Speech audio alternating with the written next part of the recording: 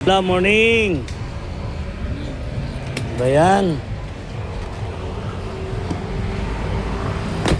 Ano ba naman tong gunting mo? Kapapahasa ako lang sa'yo. Mapurol na agad. Ano ba yan? Paano mo? Ganyan talaga kabola pagka hindi masyadong ginagamit. Anong hindi ginagamit? Kinakalawang na Ano ba yan? Laging ang gamit yan eh.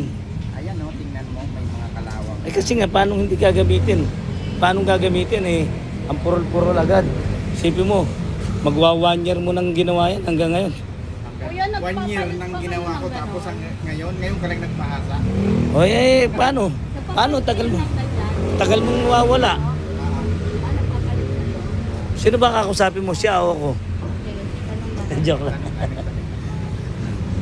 Ano? Ay, kabola. Ay, asahin mo na. 60 lang to kabola. 60 lang, ano ba yun? Ay, gawin mo pa. Hindi sinasabi yan, ginagawa yan. Balikan mo na lang kabola. Hindi na, hintayin ko na kasi baka mamaya marami kang gagawin. May iwan na naman yung sa akin. Unahin mo na nga, andito ako, hintayin ko, kailangan ko yan. Marami akong tatabasin. Diba, ginagamit yung isa, ibabalik ko yung isa, pati yan. Sige na. Gusto talaga ras lagi kaya hindi maganda yung dating. Ano hindi maganda ang dating? Alas na ras, hindi maganda yung trabaho. Nak. Sige, gawin mo na. Pwede bang balikan mo na? Hindi, maghintay ako rito. Maghintay ako talaga, sa totoo. May mo talaga. Yan. Yan. Dito ako nagpapagawa. Yan.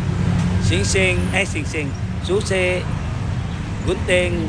Patayin ng bag. Pero meron ako. Ayan. Sikatin mo naman lang. Ayan yung mga sapatos. Dito ko dinadala.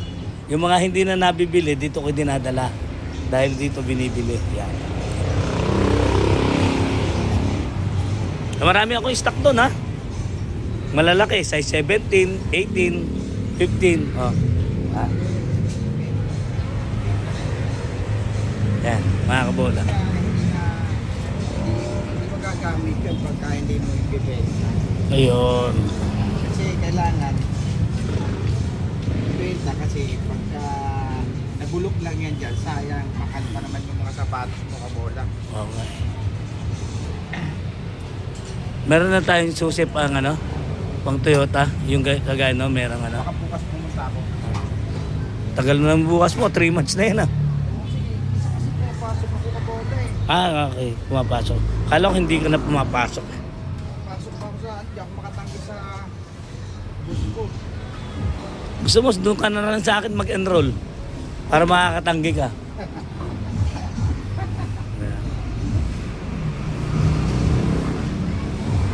Sige mga kabola ha. Magandang umaga sa inyo mga kabola. Sana lagi tayong iligtas at saka payapa yung ating pamumuhay. Huwag kayong makalilimot na manalangin ha. Tumawag sa Diyos para lagi tayong iingatan.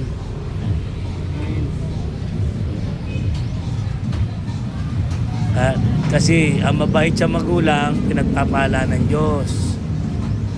Ang mabait sa Diyos, lalo niyang pinagpapala. Okay? Mga kabola, San Miguel Birmen, huwag niyong kalilimutan, si Kabola Vlog, ang PBA Astig Solid. Bye-bye. I love you all.